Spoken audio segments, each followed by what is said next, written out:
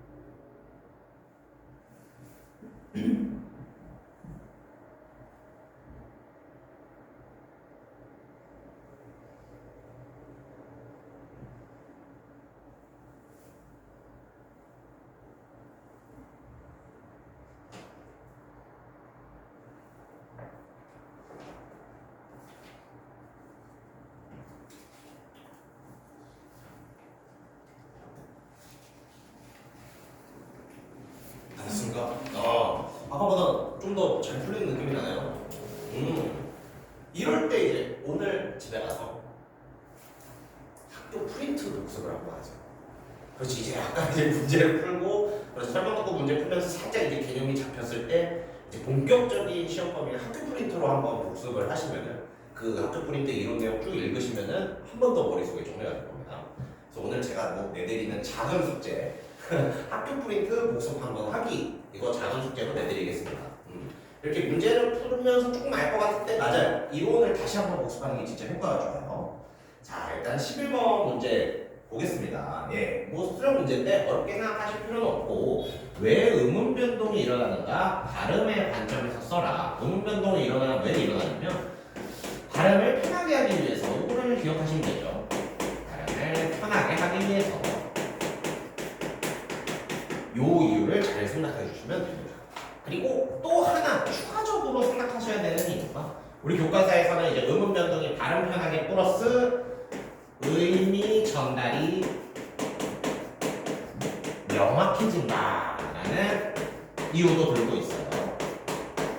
그래서 머릿속에 기억해 두세요. 의문 변동 외에 발음 편하게 하려고 의미 전달을 명확하게 하려고 예, 이렇게 해서 의문 변동의 이유를 설명하시면은 예, 그렇죠. 내용이 정리되실 겁니다.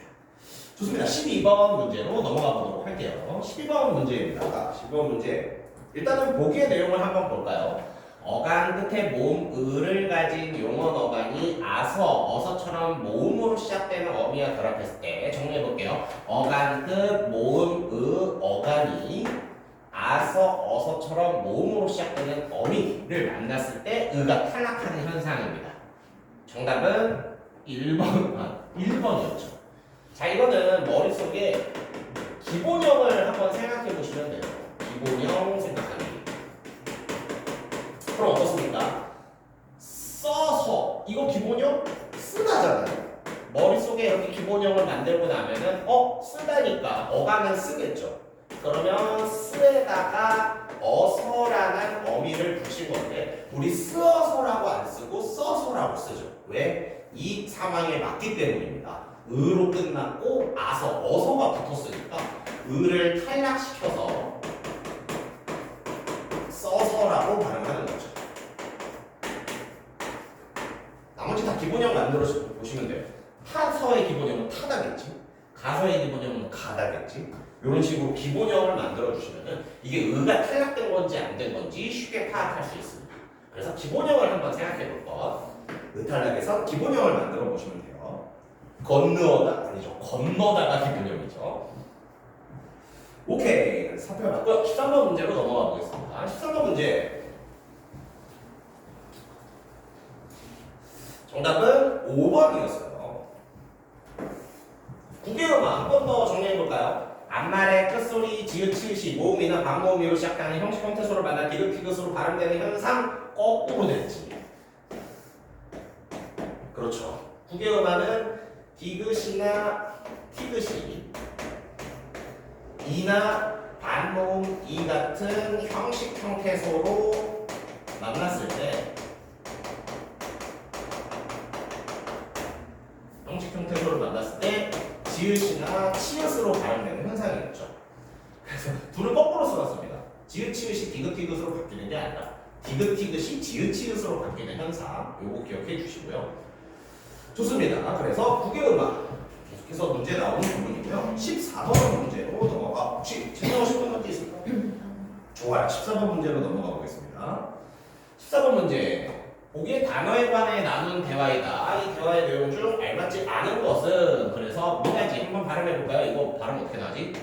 미다지라고 발음해 보죠. 디디다는요? 디지다 하면 큰일 나겠죠. 죄송합니다. 갑자기 한번 해보고 싶었어. 디디다. 미안해. 혼자가 없어서 미안하다. 디지다. 미안해요. 디지다 들어가서 먹어봤어. 진짜 죄송해요. 왜 이딴 미다지하고 디디다라고 소리가 나죠. 그래서 왜 여기서는 국외음화가 일어나지 않는 것이고 왜 여기서는 국외음화가 일어나는 것일까에 대한 문제입니다. 그렇게 봤을 때 정답은 4번이 되겠죠. 디디다에서 디귿이 앞말의 끝소리이지만 모음 이가 형식, 형태서의 첫소리가 아니기 때문이야 라고 하고 있죠. 자, 앞말의 끝소리 디디다. 디디다를 보시면은 어때요? 이거 디디다가 기본형입니다. 혹시 알고 계신가요? 이거 혹시 헷갈릴까봐 내가 말해줄까 말까 했는데 우리 쓰는 디디다 있잖아요. 디디다. 뭐가 더 기본형 같아요? 그런 느낌이 나죠. 나랑 원리 구조가 비슷한 거야. 근데 디디다의 줄임말, 준말이 디다예요. 네, 이거 한번 기억해 주시면 돼요. 디디다가 기본형인 거야. 그럼 어때요? 국외음화는 그렇죠. 말은 뒤에 형식, 형태소가 와야, 그렇지. 이게 발음이 되잖아요.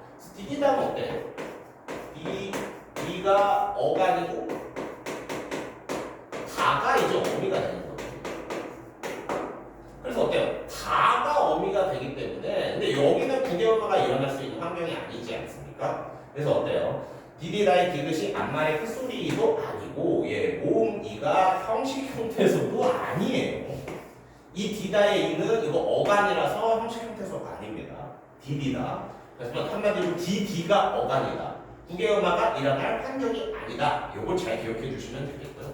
근데 이거 분명히 한번 생각해 주시면 좋아. 나도 이게 기본형으로 생각했었는데 디디다가 기본형이고 이걸 줄임말이 디다가 되는 거예요. 그래서 디디를 어간으로 생각하시면은 이 4번 문제가 4번이 틀렸다는 걸 잘 알 수 있습니다.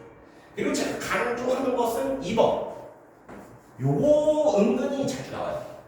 그럼 자 봐요. 우리가 괜히 좋았네. 왜 디귿이 지읒으로? 왜 디귿이 치읒으로 변해요? 이 이유가 있을 거 아니에요. 왜냐면 2번 선지가 그걸 설명해줘. 이 지읒이랑 치읒이 소리가 나는 부위가 이랑 반모음 이가 소리 나는 위치랑 가까워요.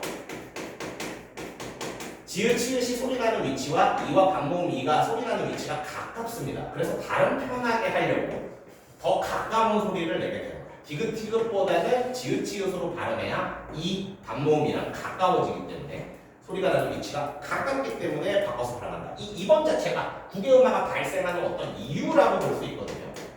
요게 은근히 자주 나온다. 구개음화가 발생하는 이유 2번 성질을 항상 기억해 주십시오. 자, 15번으로 가보겠습니다. 네, 저번. 암말의 끝소리가 네. 뭐예요? 암말의 끝소리라는 것은 보통 말하면 이제 합성어나 이런 데서 말하는 건데 말 그대로 뭐 이런 거 있잖아요. 구개음화 일어나는 거 한번 보자.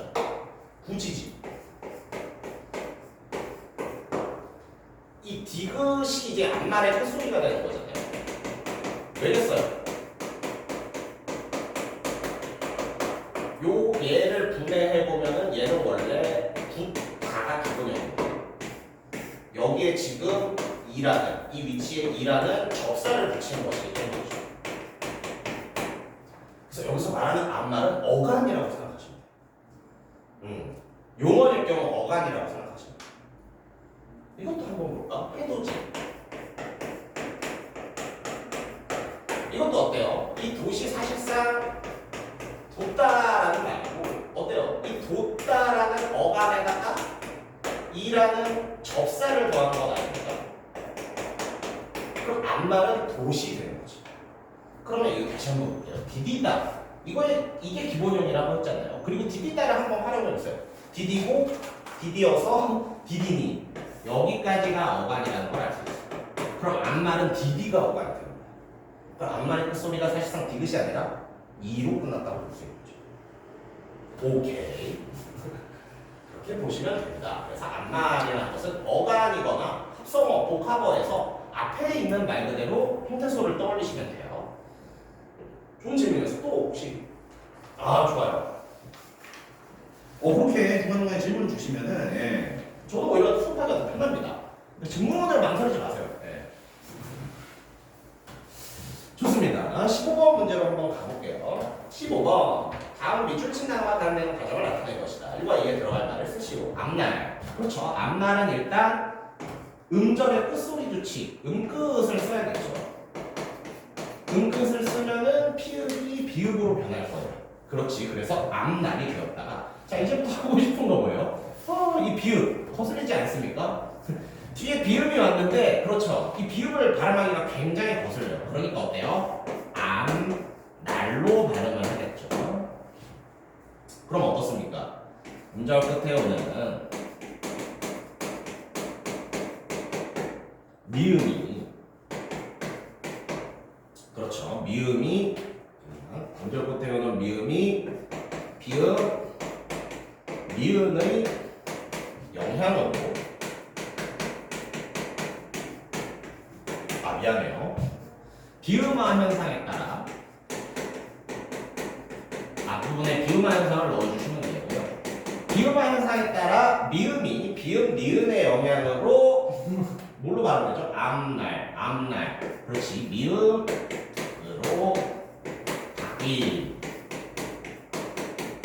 미안해, 이게 비읍이지. 진짜 죄송합니다. 다시 한번. 비음화 현상에 따라서 음절 끝에 비읍이 미음의 영향으로 미음으로 바뀐다. 이렇게 써주시면 됩니다. 비읍이 미음으로 바뀐다. 왜? 미음의 영향으로. 왜? 비음화 현상 때문에. 그래서 앞날이라고 써주시면 되죠. 좋습니다. 이렇게 적상하시면 될 것 같고요. 16번 문제로 넘어가 볼게요. 16번 문제입니다. 자, 이번 문제도 역시 대표적인 기출 유형이죠. 부업문이 됐어. 그러면은 이 키읔이 이윽으로 변했다는 거니까 이거 그렇죠. 종성에서 나는 소리였죠. 그래서 끝소리 규칙을 적용했고요.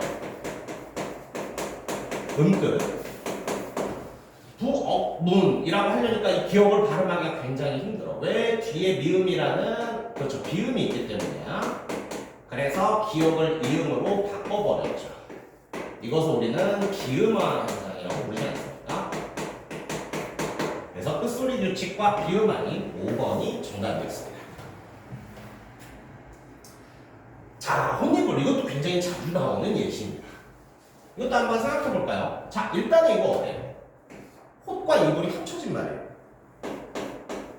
홑이라는 건 하나의 뜻을 가진 접사고요. 여기에다가 이불이 합쳐진 말입니다. 이불은 뭐 하나의 단어라고 볼 수 있어요. 그럼 이 단어의 접사가 붙어서 생긴 말이니까 이런 것을 이제 파생어라고 해요.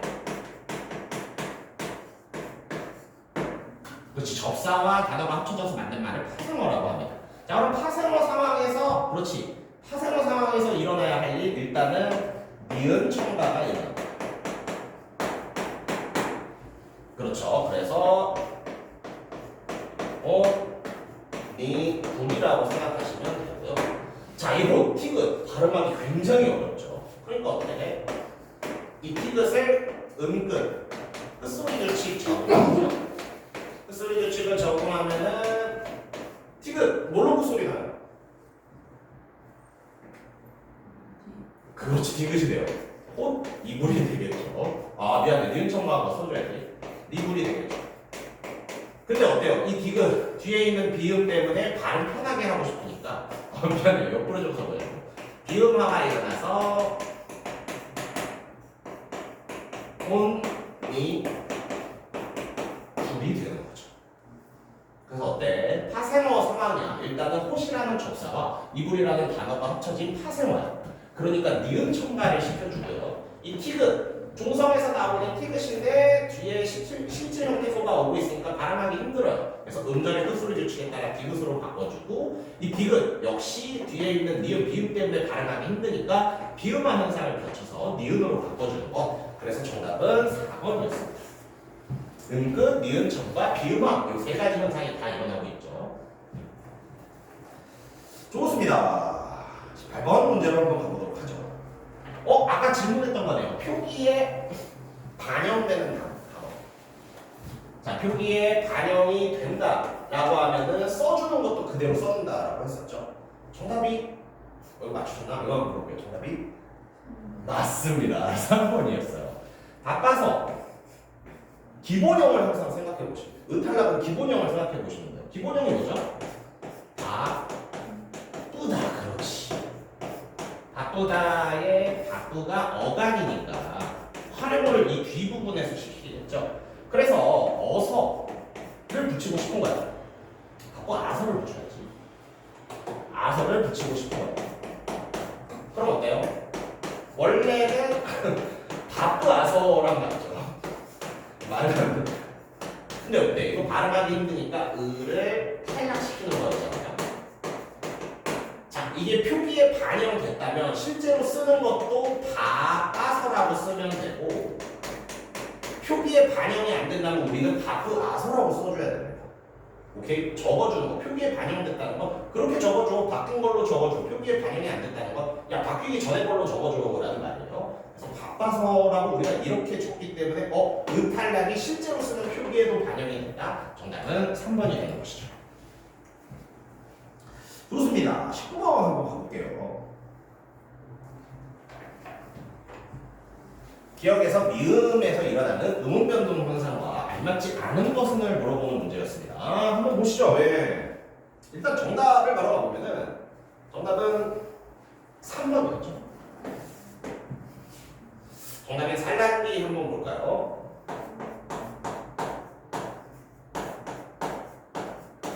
이거 발음 어떻게 돼요? 산란기. 그렇죠. 그렇게 보면 이 니은이 리을로 바뀐 유음화가 일어났다는 걸 알 수 있습니다. 니은 첨가가 아니라 유음화가 일어났죠. 그래서 정답이 3번이었습니다. 나머지들도 머릿속으로 한번 시뮬레이션으로 돌려보시길 바라고요. 좋습니다.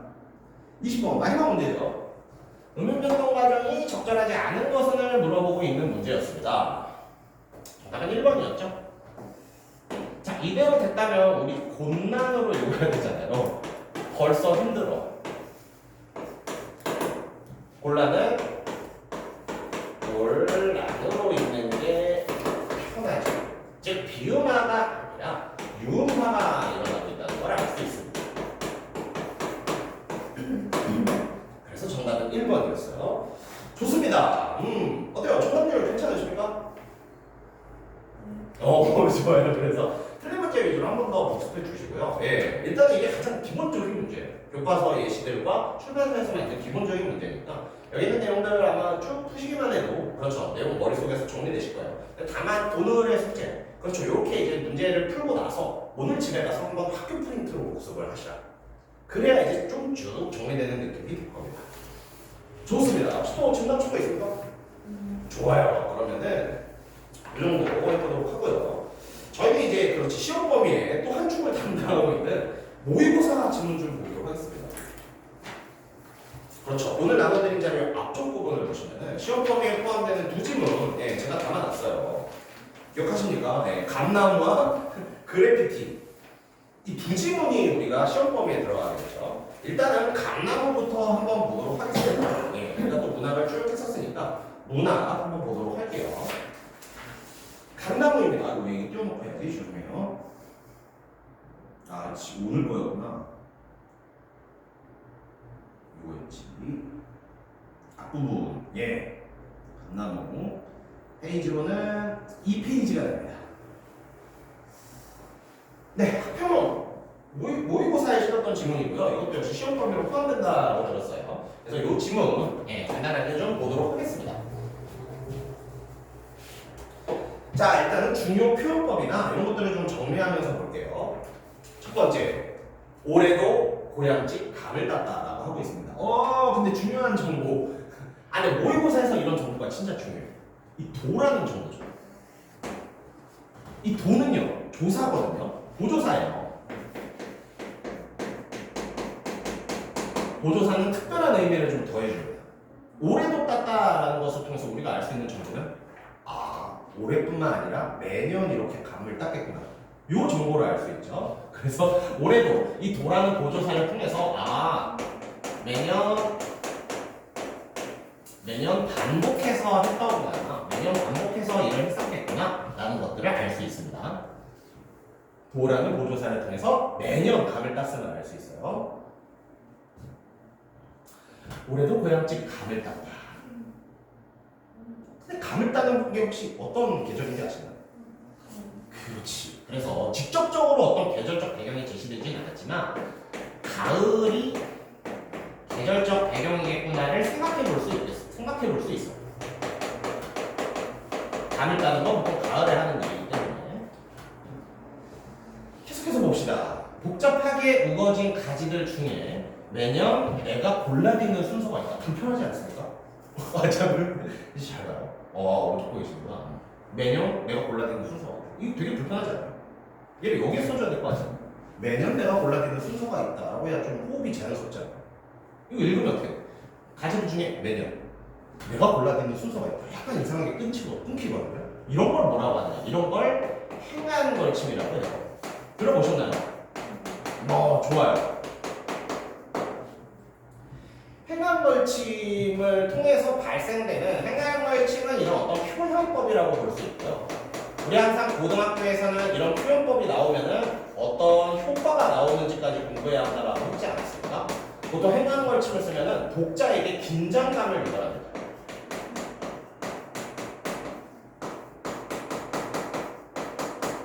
읽는 독자가 여기서 한번 이상한 데서 끊어야 되기 때문에 긴장감을 유발해요. 이 긴장감을 유발한다는 게 이거까지 생각하면 좋은데 긴장감 유발이 독자의 집중을 하게 만들어요. 독자가 읽으면서 집중을 하게 만들어요. 그리고 어때? 끊지 말아야 할 부분에서 끊었다는 점에서 또 추가적인 효과로 강조하는 효과가 생길 수 있지. 그래서 행간걸침이라는 표현을 쓰면은 긴장감 유발 혹은 집중력을 높인다라는 효과, 독자의 집중력을 유도한다라는 효과, 혹은 이 의미를 강조한다라는 효과가 다 생길 수 있어요.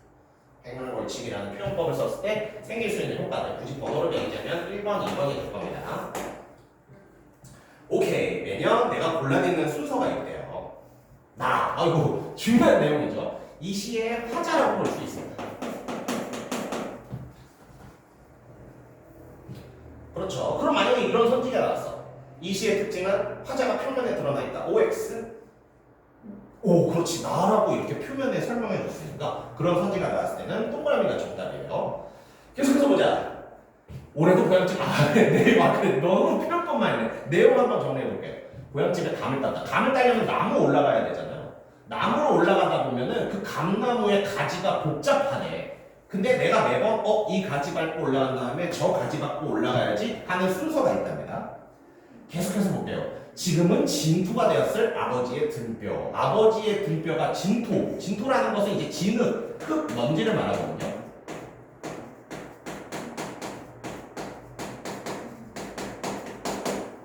아버지의 등뼈가 진토가 되었다는 건 무슨 의미예요? 아버지가 이미 돌아가셨겠구나.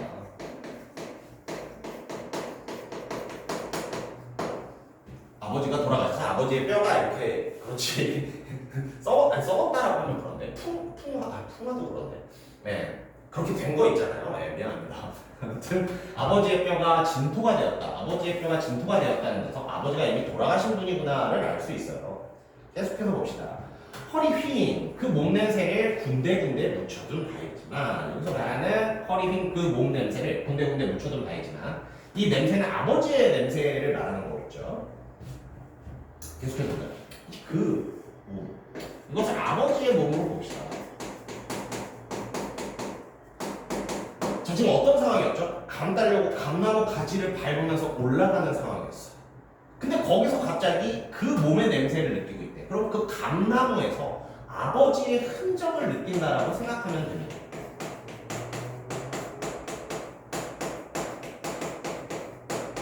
감나무를 오르면서 아버지의 냄새가 군데군데 나는 것 같아. 아버지의 흔적을 느끼고 있는 부분이라고 보시면 돼요. 그치? 허리 위인 그 몸 냄새. 그리고 냄새는 뭐다? 쓸 게 너무 많네. 냄새는 후각적 신상이라고 볼 수 있다.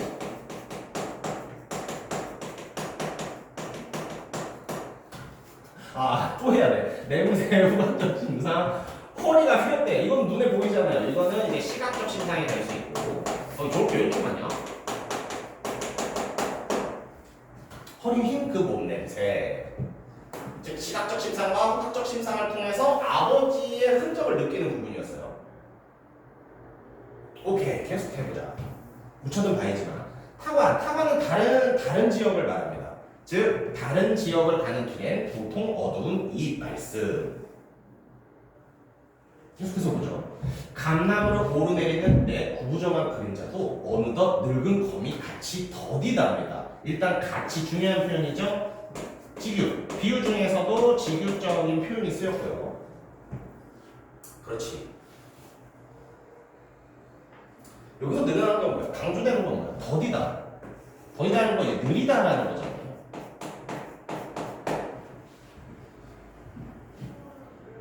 그리고 구부정한 그림자예요.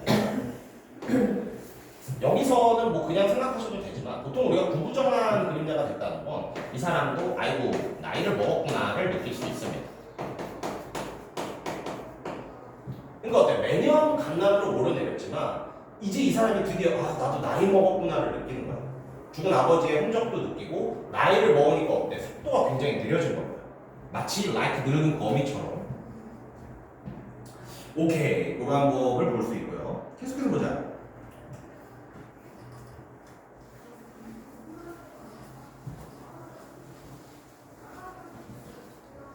늙은 거미가 친해져.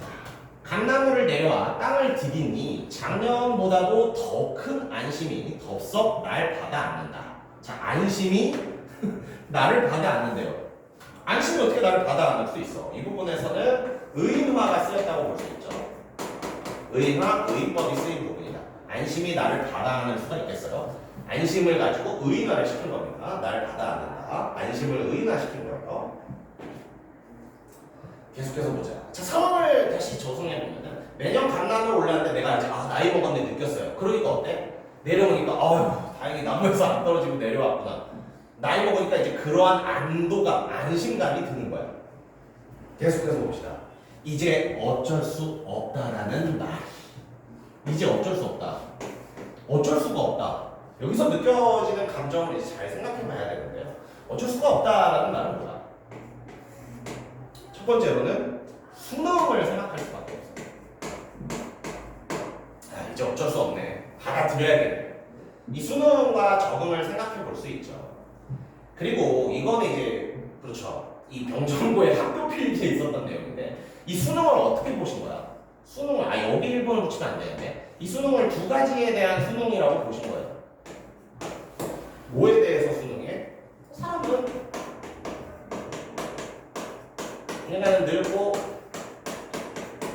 언젠가는 죽는다. 요거에 대한 수능. 두 번째 수능은요. 시간의 흐름은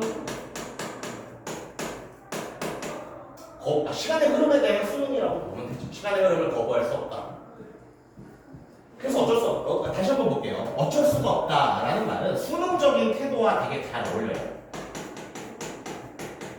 어쩔 수가 없다. 수능하고 받아들이는 태도와 되게 잘 어울리거든요. 근데 학교에서 이 받아들이는 수능을 어떤 두 가지의 수능으로 보셨냐면 사람은 언젠가 늙고 죽는다. 시간의 흐름을 거스를 수 없다. 수능해야 된다. 이 두 가지로 확대해서 받아들이셨습니다. 오케이. 이렇게 볼 수가 있겠고요. 수능. 하나만 더 넣자. 수능도 되지만 수용도. 학교에서는 이 용어를 쓰셨어요. 수용이라고 쓰셨어요. 수능, 수용. 그리고 뭐에 대해서 수능해요? 뭐를 수용해요? 사람 늙고 죽는다, 시간이 흐른다는 것을 수능하고 수용한다. 이렇게 기억하시면 좋을 것 같아요. 계속해서 봅시다. 조금 올려서 보자. 올려다 본다. 속절없이 공옥이 한 시절의 유적이 쓸쓸히 서쪽에 선다라고 되어 있었죠.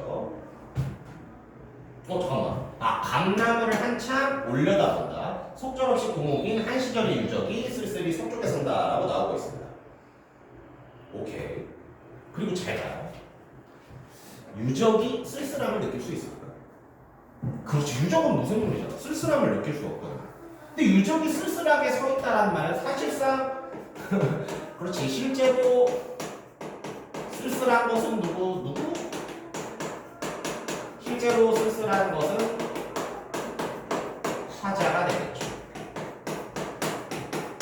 실제로 쓸쓸한 것은 화자인데 이 화자는 유적이 쓸쓸하다라고 하고 있어요.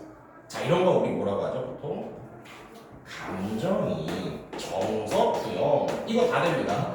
감정이 정서투영. 혹시 이것도 배우셨을까? 이럴 때의 유적을 혹시 뭐라고 부르는지 아십니까? 감정이입과 정서투영이 이루어진 이 유적을 뭐라고 부른다? 힌트.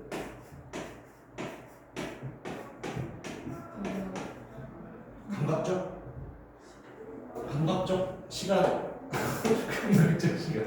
객관적 생각. 들어보셨을 거예요. 맞아요. 실제로 느끼는 건 나요. 실제로 쓸쓸한 건 느끼는 건 나요. 근데 표현을 하는 게 유적이 쓸쓸하다라고 표현하고 있거든요. 그럼 내 쓸쓸하다는 정서가 유적에 이입되고 투영됐다라고 볼 수 있는 거거든요. 그리고 이때 이입 빼고 투영된 이 대상 유적을 바로 여기 객관적 상관문이라고 해요.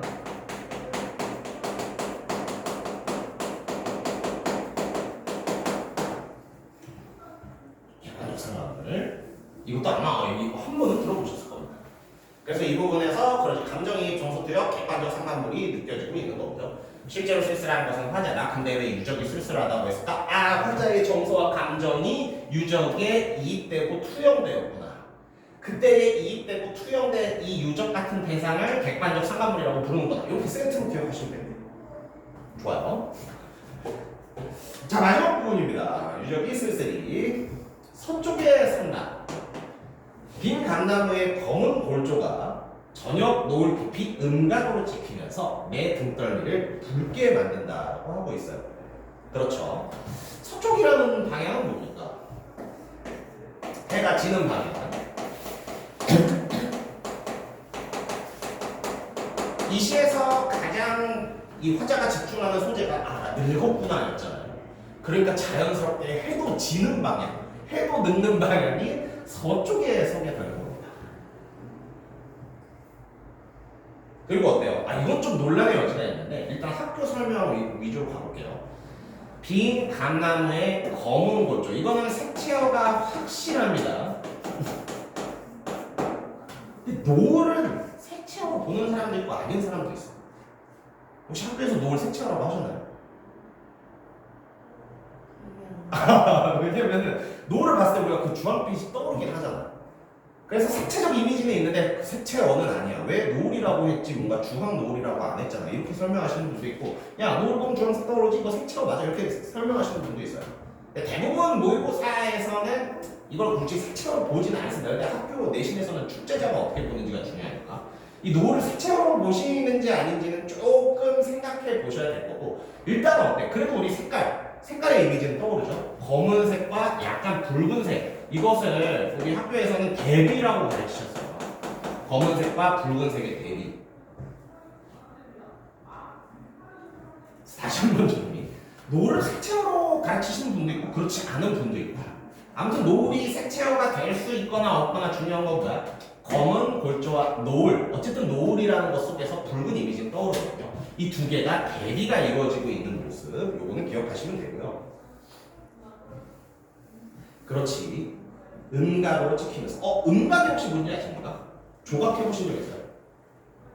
조각을 했을 때 예를 들어서 내가 그렇지 좀 쉬운 거 없나? 동그라미를 조각하고 싶어. 그러면 동그라미 부분만 파는 방법이 있을 거고, 이 동그라미가 볼록 튀어나오게 나머지 배경을 다 파는 방법이 있을 거 아니에요. 그렇지. 동그라미 부분만 파는 걸 음각이라고 해요. 그리고 동그라미만 남겨진 채 나머지 부분을 파서 동그라미가 올라온 것처럼 보이게 하는 게 양각이에요. 즉 음각이라는 건 어때? 이렇게 파서 깊이 새기는 거예요. 파서 새기는 거, 파서 새기는 거, 이렇게 생각하시면 돼요. 음각은 깊이 파서 새기는 것이라고 생각합니다. 좀 어때요? 빈 감나무의 검은 그 감나무 나무 기둥이 저녁 노을 깊이 색깔의 어떤 대비가 이루어지면서 마치 파서 새기는 듯이 찍힌답니다. 그렇지. 파서 새기는 것이랑 찍히는 것이랑 굉장히 잘 어울리죠. 내 등떨미. 이거 학교에서 설명하셨네. 내 등떨미를 붉게 떠민다라고 하고 있어요. 잘 봐. 붉게 떠민다. 잠깐만요. 붉게 떠민다. 그렇지. 자, 감각적 심상 한번 찾아보겠습니다. 불다. 시청 범위 쪽 중에 그렇지, 시각적 감각이죠. 떠민다는요. 그렇죠. 나는 사실 시각 같은데 떠민다는 입장에서는 학교에서 이렇게 가르쳤으니까 촉각적 심상이죠. 자, 잘 봐요. 이 부분은 학교에서 공감각이라고 설명하셨어요. 공감각은 제가 한 번만 딱 정리해서 쓸게요. 공간각적 심상이라는 것은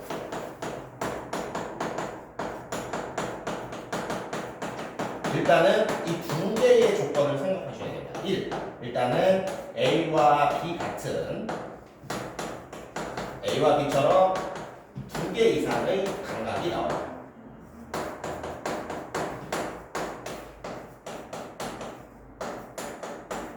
A와 B처럼 두 개 이상의 감각이 있어야 돼요. 자, 근데 두 개가 있다고 전부 다 공감학적 신상이라고 부르는 것은 아닙니다. 두 번째 조건 중에 A에서 B로 감각의 전이가 일어납니다.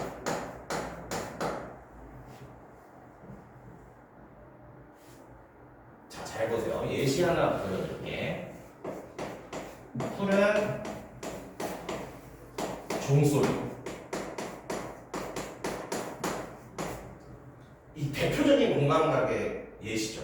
이거는 아마 한번 예문을 보셨을 수도 있어요. 일단 풀은 종소리 했을 때 풀은에서 우리는 이거 시각적이네. 이건 쉽죠. 종소리. 이거 청각적이네. 이건 쉬울 거예요. 한번 잘 생각해 보세요. 이거 시각에서 청각으로 전이가 일어나는 걸까요? 청각에서 시각으로 전이가 일어나는 걸까요? 시각에서 청각으로. 근거는 시각이 앞에 있기 때문에. 청각에서 시각으로. 근거는 이렇게 생각하죠. 표현하고 싶은 게 뭔지 생각해요. 이거 푸르다를 표현하고 싶어요? 종소리를 표현하고 싶어요? 푸르다. 정확히는 종소리가 푸른 것을 표현하고 싶지 않습니다. 그러니까 기본형이 어떤 문장으로 바꿔보세요. 이게 쉬울 거야. 보통 이렇게도 가르치거든요. 이거는 바꿔 말하면 종소리가 푸르다잖아요. 그럼 원래 감각은 뭐였어? 청각이 시각으로 표현된 거지. 청각의 시각화. 푸른 종소리. 그럼 또 하나만 더 해볼까? 네. 그렇지. 그럼 이걸로 보자. 붉게 떠민다. 이거 떠미는 걸 표현하고 싶은 거야? 붉은 걸 표현하고 싶은 거야? 떠미는 게 붉게 표현된 거죠. 요렇게 전이가 일어난다고 보죠. 떠미는 것이 붉다라고 표현된 거죠. 떠미는 것이 붉다. 그럼 어때요? 촉각의 시각화가 일어납니다.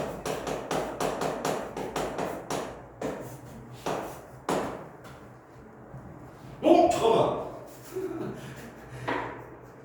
붉게 떠민다.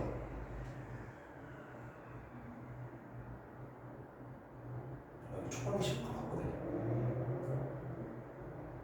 학교 필기 시각이 촉각화 뭐야? 이거 한 번만 더 보니까. 이건 촉각의 시각화가 맞아요. 이건 내가 맞아. 붉게 떠민다. 떠미는 것을 붉게 표현한 거잖아. 내 등땀이를 떠미는 것을 붉게 표현한 거잖아. 붉은색이 떠미는 것을 표현한 것이 아니라 저녁 노을이 붉게 떠민다. 암소리. 주어까지 가야 돼. 잠깐만. 흰 감나를 건물 조조가 저녁 노을 깊이 은가를 스니면서 내 등더미를 붉게 떠민다. 검은 골조가 붉게 떠민다. 아무리 봐도 촉각의 시각화인데.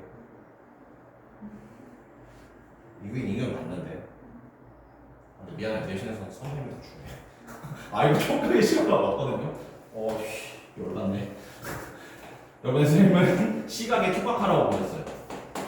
아닌데. 이 필기가 잘못됐을 가능성은 없나? 집에 가서 한번 필기 확인해보세요. 이거 시각의 촉각화라고 하시는 촉각의 시각화라고 하셨는지. 다시 한번 들어볼게요. 붉게 떠민다. 그러니까 떠미는 걸 표현하고 싶은 거야. 근데 떠미는 모습이 붉은 거거든. 이거 아무리 생각해도 촉각의 시각화가 맞아요. 근데 학교 필기가 이렇게 돼 있으니까 일단 이렇게 할게요. 촉각의 시각화 맞는데? 계열받네. 내신에서 학교 선생님도 중요하니까. 이거 오늘 집에 가서 프린트물 확인해보기. 이거 숙제로 드리겠습니다. 숙제 두 개 뭐예요? 학교 프린트물로 한번 문법, 이론 다시 한번 읽기, 그리고 요거 시각의 촉각화라고 하시면 촉각의 시각화라고 하시는지 한번 확인해보기. 이거 아닌데 이거 촉각의 시각화인데. 큰일 났네. 떠미는 것이 붉은 거. 좀 슬프네요. 물론 제가 드리고 학교 선생님이 아니야 이거는 촉각의 시각화. 학교 필기가 시각의 촉각화로 돼 있으니까 이걸로 갈게요. 열받네. 아무튼 좋습니다. 복귀해서 볼 수 있었고요. 그런 내용의 작품이었어요. 마지막에 살짝 뭔가 아무리 생각해도 이거 촉각의 시각화인데. 아무튼 그런 내용이 제시되었고요. 그래서 시의 내용을 정리해보면 어떻습니까? 시의 내용과 상황을 정리해보면은 화자가 매년 감나무에서 감을 따는 행위를 합니다. 근데 올해는 더 어떻게 느껴져요? 더 힘들다. 왜? 늙었기 때문에. 그러면서 자기 돌아가신 아버지도 이렇게 한번 떠올리면서 이화자는 아 내가 점점 나이를 먹고 있구나. 이 내려왔을 때 감나무에서 감을 따고 내려왔을 때 이렇게 큰 안도감이 느껴지다니 내가 점점 나이를 먹고 있구나를 느끼고 있는 그러한 내용의 시였습니다. 그리고 아까 봤듯이 어쩔 수가 없다라는 말을 수능 그렇죠 적응 어떤 그런 태도 수용이라는 태도로 받아들이면서 이 화자의 이 시의 어떤 전체적인 내용이 성립하게 되는 거였어요. 좋습니다. 그러면 핵심 정리 한 번만 더 보도록 합시다. 그렇죠. 뭐 핵심 정리가 그렇게 막 중요하진 않지만 한 번 정도는 받을 필요가 있어요. 일단 어때? 감나무라는 소재, 감나무로 오른다라는 소재를 통해서 아이고 나 늙고 있구나 세월의 흐름과 자신이 늙어간다는 처지를 인식하는 시였죠. 그래서 주제적으로는 그런 걸 볼 수 있고요. 네. 특징들 보겠습니다. 감각적 이미지를 통해서 시적인 풍경을 그렇죠. 나무가 있는 풍경이었죠. 구체화하고 있습니다. 정확히 감각적 이미지는 이제 시각이 굉장히 많이 쓰였고요.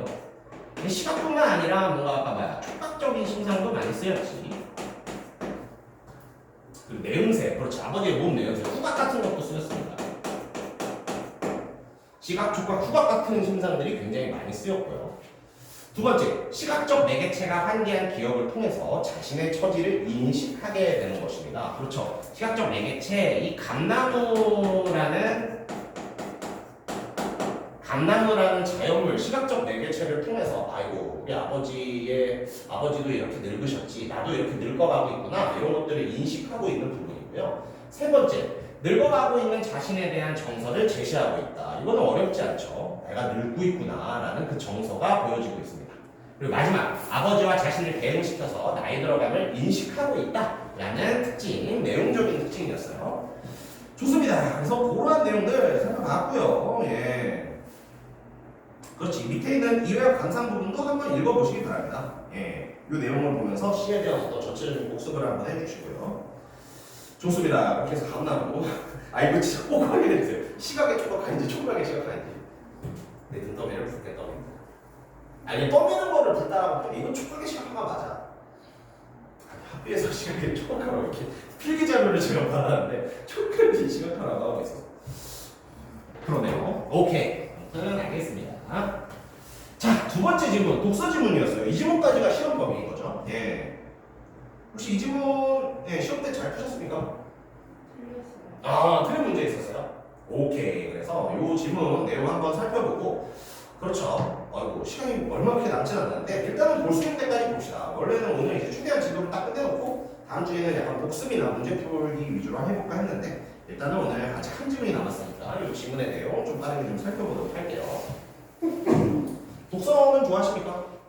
아니요. 예. 문학 독서 중에 문학을 더 좋아하시는 거예요? 아, 둘 다. 그렇죠. 아, 둘 다 재미없지. 예, 그렇죠. 근데 아무튼 독서 지문에서는 이제 우리 1학년 때는 주로 문학 위주로 하고 있지만 그렇죠. 국어 지문에서 한 영역을 상당히 차지하는 게 독서입니다. 그래서 독서에서 어떤 것들을 좀 집중해야 될지 이런 것들도 조금씩 설명을 드릴게요. 자, 일단 첫 번째. 그래비티란 공공장소에서 낙서처럼 그려진 글자나 그림을 말한다. 자, 독서에서 가장 중요한 것, 제가 생각하는 독서에서 가장 중요한 것은 이 용어에 대한 설명과 정의예요.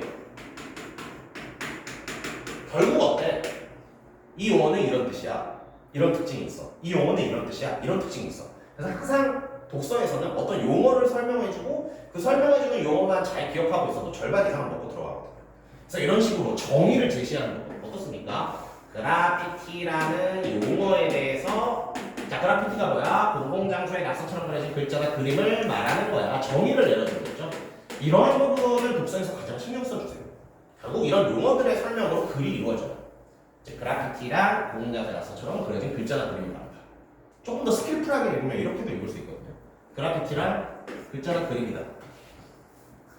근데 어떤 글자나 그림이야? 낙서처럼 그려지. 그래서 내가 정보를 기억하는데 자신이 없다. 그러면 그래피티랑 글자나 그림이다. 이렇게 다시 찍고 가도 돼요. 네. 그래서 정의, 용어에 대한 정의가 나올 때 정의는 이제 뒷부분을 잘 읽으면 사실 해결되는 경우가 많거든요. 근데 뭐 이렇게까지 스킬풀하게 필 필요는 없어요. 그냥 자연스럽게 그래피티는 공공장소의 그래피티는 글자나 그림을 말해요. 근데 어떤 글자나 그림을 말해? 공공장소의 낙서처럼 그려진 글자나 그림을 말해. 이런 식으로 한번 읽어보세요. 그러면 독서 지문이 좀 잘 익혀요. 계속해서 가봅시다. 그래피티는 도시 소외 계층들이 건물 벽이나 지하철 등의 장소에 허가받지 않은 채 빠르게 낙서함으로써 기존 질서에 저항한 것에서 비롯되었다. 어떤 특성이 소개되고 있죠.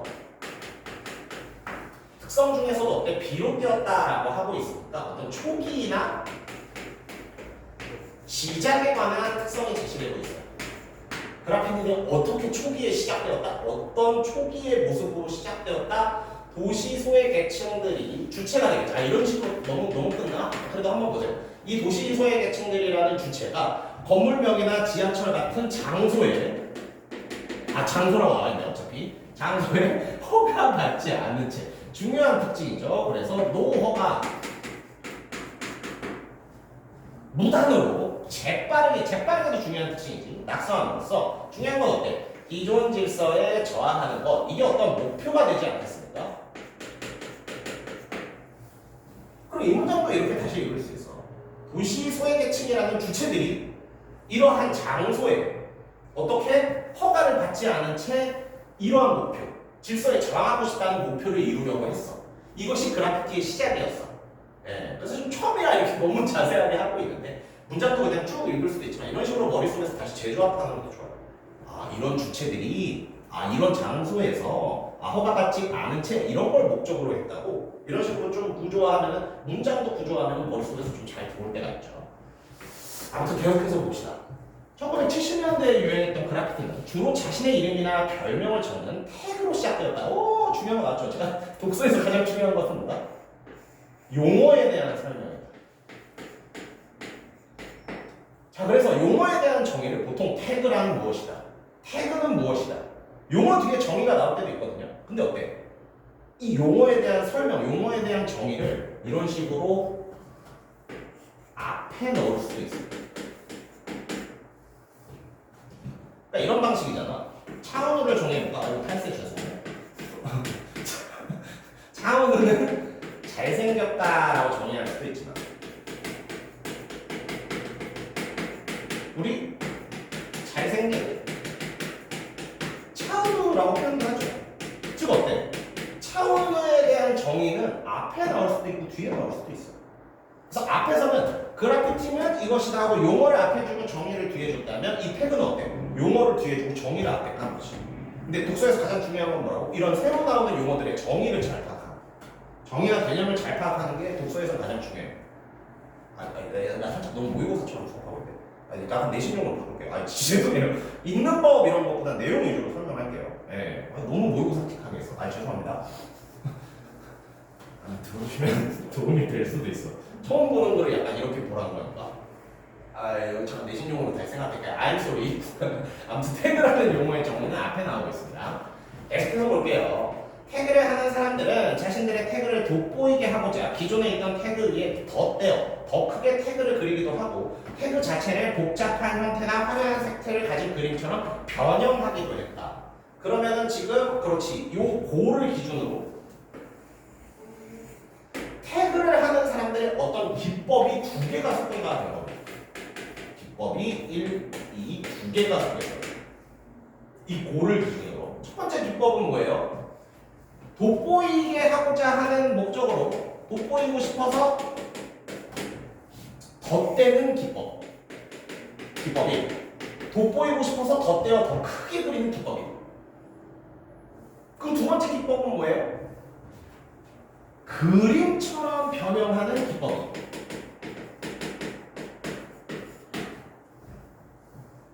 그러니까 이것도 그냥 이런 거 똑같이잖아요. 근데 어때?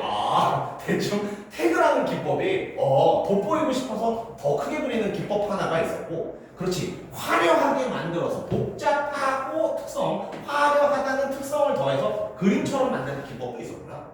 이렇게 받아들이시면 됩니다. 그럼 태그에 대한 정의와 태그에 대한 어떤 기법이 하나와 두 개가 소개되겠죠. 이 과정에서 중요한 것 잘 보세요. 글자는 읽는 대상에서 보는 대상으로 전환되었고 이게 글자가 지금 편집 실수 죄송합니다. 이거 위에 올라가야 되는데 제가 편집하다가 실수했어요. 보는 대상으로 지었고 이에 글자가 지닌 조형적 요소가 강조되며 그래피티는 점차 사람들의 주목을 받게 되었답니다. 자, 이 특성을 한번 잘 정리해 보세요. 빈 곳에 한번 잘. 자, 지금 어떻게 하고 있었죠? 복잡하고 화려하게 그림처럼 그리면서 이 과정은 기법 2를 말하는 결과야. 복잡하고 화려하게 그리는 이 기법을 사용되는 과정에서 글자가 어떻게 변했다? 글자가 읽기에서 보기로 변했다는 거야. 글자가 읽기에서 보기로 변했다는 거야. 근데 잘 생각해 보세요. 글자는 읽는 것이죠. 그렇죠. 그래, 이에 글자가 지닌 조형적 요소가 강조되었다. 조형적 요소의 강조를 생각하면, 자, 조형적 요소는 읽는 겁니까, 보는 겁니까? 그렇지, 글자가 읽기였다면 보기. 아, 조형적 요소. 조형적 요소의 강조가 보기적인 속성을 더해주는 거야.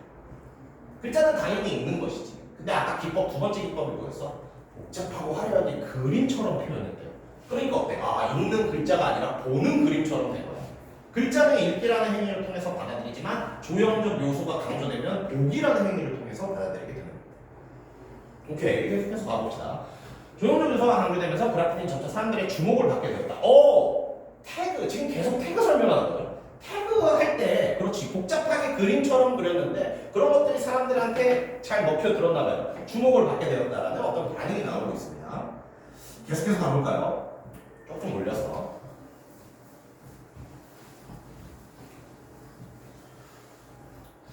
하지만 중요하죠. 하지만, 자, 그러면 이 또 하지만을 가지고 이 앞뒤의 관계를 한 번 더 파악할 수 있어. 사람들의 주목을 받게 되었다? 이건 뭔가 장점 같은 거 아닙니까? 굳이 치자면 이건 좀 가스라이팅이에요. 읽으면서 사실 장점을 생각하기 어려워요. 그냥, 그렇지, 그냥 주목받게 되었다. 하지만 어때? 태그가 너무 부사 중에서도 나쁜 좀 부사잖아요. 너무 복잡하고 화려하다 보니 대중들은 그 태그가 어떤 글자인지 알아보기가 어려워졌다. 이게 이제 단점처럼 받아들이시는 거죠. 그러면 아름답죠? 장점 하지만 단점. 이런 식으로 문장의 구조가 잡히는 겁니다. 계속해서 보죠. 그래피티를 그리는 행위 자체는 여전히 저항적인 성격을 지니고 있었지. 이거 중요하다. 왜겠어요? 이런 여전히 같은 걸 보면 어때? 저항적 성격은 남아있는 거잖아요. 문제 내는 사람들은 뭘 내고 싶어? 문제 내는 사람들은 이런 여전히 같은 말을 넣어놓고 저항적 성격 없어졌다라는 함정 소지를 내고 싶어.